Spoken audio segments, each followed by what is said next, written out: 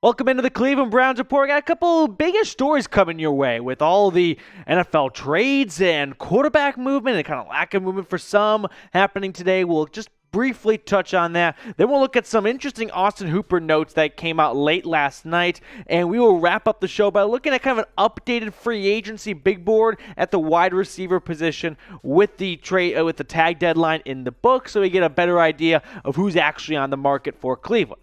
First thing first, we got Russell Wilson traded from Seattle to Denver, and you have Aaron Rodgers announcing that he is going to stay in Green Bay. Two far-fetched dreams, I would say, for people in the dog pound that maybe they'd come to Cleveland. I think it's unlikely, bottom line, the Browns trade for a quarterback.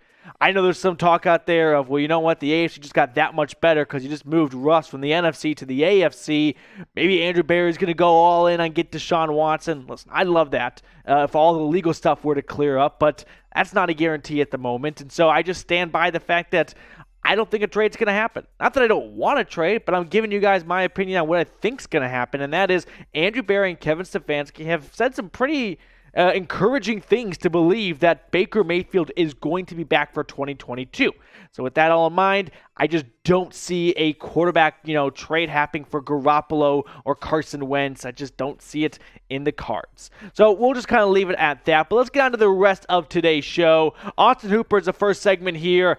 His future in Cleveland has gone back and forth. Got some conflicting reports. Once we had the Njoku news that he was signing his franchise tag, it made it feel like maybe Hooper is not going to come back next season. He's carrying over a $13 million cap hit for 2022. We'll look at all the numbers in a moment, but Jeremy Fowler from ESPN put this out late last night saying, I'm told the Browns plan to keep Austin Hooper along with David Njoku. Despite Njoku's franchise tag of $10.9 million, Hooper is due $9.5 million salary in the third year of a fourth-year deal. So before we look at all the numbers surrounding Austin Hooper, if you were Andrew Berry, what would you do with Austin Hooper? If you want to cut him outright, you want to eat that dead money because you just can't stand him for some reason, C for cut. If you just want to face facts and go, you know what, we're stuck with him for 2022. It's a bad contract. We'll move on from after that. K for keep, or if you got some magic beans you want to sell someone, maybe you could trade him to the Seahawks because they're just giving away star players for way less than what they're worth, in my opinion. Give me a T for trade. If the Browns were to release Austin Hooper before June 1st, it's important to note that June 1st is, whatever reason, a very big day in the NFL schedule. Well, here's what happens. First, he's got a $13.2 million cap hit for 2022. You'd only save $2 million. You'd have to pay $11.2. You take the cap hit and you minus the dead cap, and that's the cap saving. So whether he's on the roster or not, you're going to have to pay him a lot of money if you were to release him before June 1st, which you could then take that money, that $2 million of cap savings, and apply it to free agency. But if you want to wait till after June 1st, okay, well, it's a good thing if you have some patience. You could save some more money because your cap savings goes up from $2 million to $9.5 for 2022, with only a $3.7 million dead cap in 2022 and a $7.5 dead cap the next year. I know that's a lot of numbers, but the big thing to take away here is this. If you release Austin Hooper before June 1st, you're not saving much money at all. If you release him after June 1st, you save a good chunk of change, but you won't be able to use that in free agency because all the big names will already been signed by then. Maybe you could use that money to pay your draft picks. That's always an interesting dilemma teams have. You got to save some money to pay that first overall pick you have who's going to get a nice contract on his first year on his rookie contract. So some notes there to keep in mind when it comes to Austin Hooper, who, by the way, just didn't have a good season last year. Underwhelming. And that's kind of been the story for Hooper, unfortunately, since he came over from Atlanta. I was optimistic. I've been proven wrong. I thought that would work out well. I thought given the approach the Browns have on offense of incorporating multiple tight end packages to their playbook, Hooper would be a good fit. Some signings just don't work. I can't give you a great explanation why. I'm sorry. I don't have the X's and O's behind exactly why Hooper has kind of flopped in Cleveland, but it's not been what the Browns were hoping to get out of him when they signed him to that hefty 4-year, $42 million, if I remember correctly, contract not too long ago. Hopefully we can have a better conversation about Austin Hooper later on in the year. But do you think Hooper will have a bounce-back season? You're optimistic. Maybe you're Austin Hooper and you're watching this and you're like, you know what, guy? Yeah, I will. Type Y for yes. If not, give me an N for no. I think you're just stuck with him. I just don't see a way you're getting out of that contract. And it's interesting you're paying 2 tight ends a ton of money, and we'll look at some interesting things about the tight end world in 2021, but you're paying these tight ends a lot of money, and you're not getting what you're paying them for, in my opinion. In fact, I tweeted this out last night. You take Hooper and Njoku's contracts over a combined $20 million between their 2 salaries, and even if you combine their 2021 stats, they don't finish top 5 in touchdowns or yards across all tight ends. So I crunched the numbers for you guys, and here's what it looks like. The tight end leaders from 2021 got them in order of total yards. Mark Andrews, number 1 with 1,309 touchdowns. Kelsey, no surprise, in top 3 as well with 1,100. Kyle Pitts, over 1,000. Greg Kittle or George Kittle at 900. And then you don't even make the top 5. You got Dallas Goedert in Philly at 830. And when you combine Hooper and Njoku, they come in at 6. You're paying 2 guys over $20 million at the same position. And when you combine their stats, they get you 6. That's just not good value, right? That just doesn't make sense to me. And there's nothing you can do about it. It's called bad contracts when it came to Austin Hooper and not wanting to overpay Njoku, so sticking the franchise tag. I'm not saying the Browns have, fumbled this and botched the whole situation. It's just disappointing.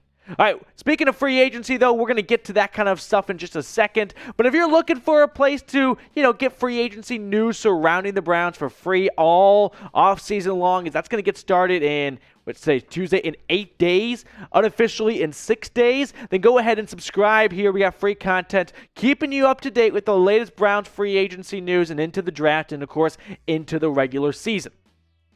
Next up on the show, we're going to look at some free agent targets at the wide receiver position. Now that we know who has been franchise tagged, we can kind of take them off of our sites and hone in on some more realistic targets. Because I was guilty of gassing up Chris Godwin, trying to speak it into existence, and it didn't happen. But before we get to that good stuff, it's March, which means it's March Madness season. So if you want to bet on all the craziness that happens in March Madness, do it at BetUS. Get started now at chatsports.com/bet. Promo code Browns125. That gets you a 125% deposit bonus. So if you put in $100, now you got $225 to bet on. Like I said, March Madness just a couple weeks away, days away, depending on what you want to call the start of it. Conference tournaments all around. So if you want to put some cheddar, put some dough on all the madness happening in March, do it at BetUS. Here are the wide receivers that have been discussed for the Browns-ish offseason-wise of being linked to Cleveland as maybe interested in free agency for the Browns, are just off the table. So Adams stays in Green Bay. Godwin gets franchise tagged. He's staying in Tampa back-to-back years with that tag. Calvin Ridley, he's all over BetUS, actually, so he's not going anywhere. And then Mike Williams also gets extended in LA, so he is not on the market, which gets us to this list of names. Players that are actually attainable for the Browns, meaning at least they'll be on the street, and you can try and sign them. Well, Amari Cooper, maybe I overspoke there, has yet to be released, but it's very well expected the Cowboys do release him, so we'll just have a little asterisk there. Allen Robinson, maybe he's the top guy, him and Cooper, right? 1-2. DJ Chark looks a lot better right now. Alan Lazard's name is climbing up, and I've had someone comment about him on mailbag videos I've done of, hey, look at Alan Lazard, look at Alan Lazard. Well, we're going to give him a hard look. And then a guy you may have noticed if you've watched the show for quite some time, I rarely talk about when it comes to free agent wide receivers, and that's Juju Smith-Schuster, because I think he peaked in 2018, that Pro Bowl season, and I have no interest in him, but I guess he's a little sexier than some of the other options that are, at least you have a good idea, actually going to leave their current team. So with that all in mind, though, who should the Browns sign? Those are 5 names right there. A couple guys I left off because I just don't think, like, for example, Jacoby Myers is going to hit free agents. I mean, he's going to leave New England. Maybe Christian Kirk. I snubbed him a little bit, but just trying to get some change and some variety in that list of names for you guys watching. Let me know who you think the Browns should sign in NFL free agency. Here are my top 4 guys.